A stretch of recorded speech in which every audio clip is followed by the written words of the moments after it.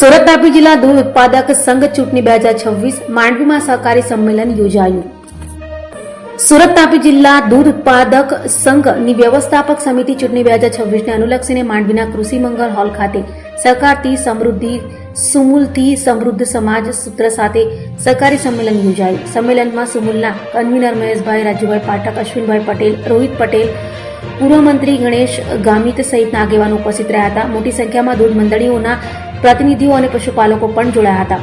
વક્તાઓએ જણાવ્યું હતું કે સુમૂલમાં દરરોજ એકત્ર થતા અંદાજે 87% દૂધ આદિવાસી પશુપાલકો પાસેથી આવ્યો છે, જેથી તેમના હિતોનું રક્ષણ અને વિકાસને સર્વોચ્ચ પ્રાથમિકતા આપવી જરૂરી છે. માંડવી તાલુકાની 129 દૂધ મંડળીઓમાંથી 116 પ્રતિનિધિઓ સંમેલનમાં હાજર રહ્યા હતા. આ પ્રસંગે રેસાભાઈએ ભૂતકાળમાં થયેલી કોઈ ભૂલ બદલ ક્ષમા યાચી પશુપાલકોનો વિશ્વાસ જાળવી રાખવાની પ્રતિબદ્ધતા વ્યક્ત કરી હતી. સમર્થકોએ પણ માંડવી તાલુકામાં તેમની જીત અંગે વિશ્વાસ વ્યક્ત કર્યો હતો. કાર્યક્રમના અંતે તાલુકા સંગઠન પ્રમુખ આતિશ ચૌધરીએ ઉપસ્થિત આગેવાનો, કાર્યકરો, મહેમાનો અને પશુપાલકોનો આભાર વ્યક્ત કરી કાર્યક્રમ સફળ બનાવવા સૌનો આભાર માન્યો.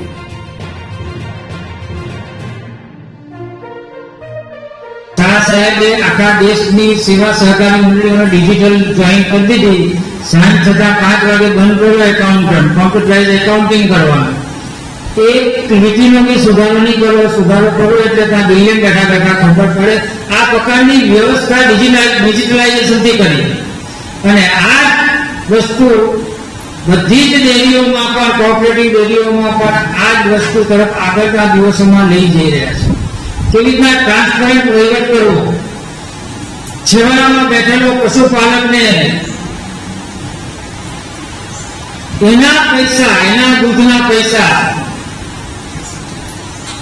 કેવી રીતે એના સુધી ડાયરેક્ટ બેનિફિશિયર ટ્રાન્સફર ડીબીટી હેઠળ મળે એ પ્રકારની વ્યવસ્થા દરેક સંઘોએ ચાલુ કરી દીધી છે.